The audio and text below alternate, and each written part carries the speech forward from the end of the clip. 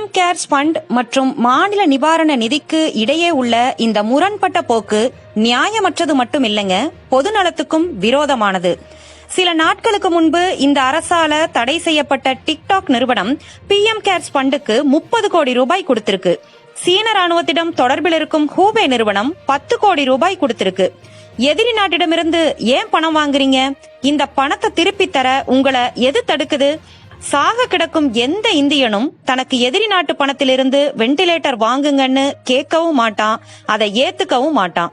50,000 ventilator வாங்க 2,000 கோடி செலவிடப்பட்டதா சொல்றீங்களே, அதை இந்த சபையில வெளிப்படையா காட்டுங்க. எங்க அந்த வெண்டிலேட்டர்? எந்த மாநிலத்திற்கு, எந்த மருத்துவமனைக்கு கொடுத்திருக்கீங்க? நீங்க பிஎம் கேர்ஸ் ஃபண்டுன்னு சொல்ற நிதிக்கான கட்டுப்பாடுகள் மற்ற எல்லா நிதிக்கும் பொருந்தும் தானே? அப்புறம் ஏன் தனியா பிஎம் கேர்ஸ் ஃபண்டுன்னு புதுசா ஒரு நிதி? ஒரு தனி மனிதனை ஏன் எல்லாத்துக்கும் முன்னிலைப்படுத்துறீங்க? என்ன தேவை இருக்கு? இது ஜனநாயக நாடு. இது தேர்ந்தெடுக்கப்பட்ட எதேச்சதிகாரம் இல்லைன்னு நாம இந்த அரசாங்கத்திற்கு ஞாபகப்படுத்த வேண்டியிருக்கு. நீங்க பிரதமரின் பேரில நிதி திரட்டி இருக்கீங்க. பொதுமக்கள் இத அரசுக்கு சொந்தமானதுன்னு தான் நினைப்பாங்க. தகவல் அறியும் சட்டத்துக்கு இந்த நிதி உட்படாதுன்னு சொல்றப்பவையே வெளிப்படைத்தன்மையை இழந்துட்டீங்க. எங்களிடம் எல்லாத்தையும் பற்றி பொய் பேசுவதை முதல் நிறுத்துங்க.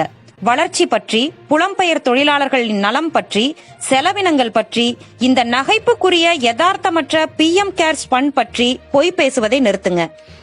ஏற்கனவே செலவு செய்யப்பட்ட ஒரு கற்பனை பணத்தை கணக்குல வச்சுக்கிட்டு அதுல 20,000 கோடி நிவாரணம் தரப்போறோம்னு சொல்றத முதல்ல நிறுத்துங்க.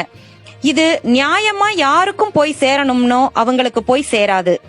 இந்த மாதிரி கையறு நிலையில மாநிலங்களை வச்சுக்கிட்டு தற்பெருமை பேசுற திட்டங்களுக்கு செலவிடுறத நிறுத்துங்க.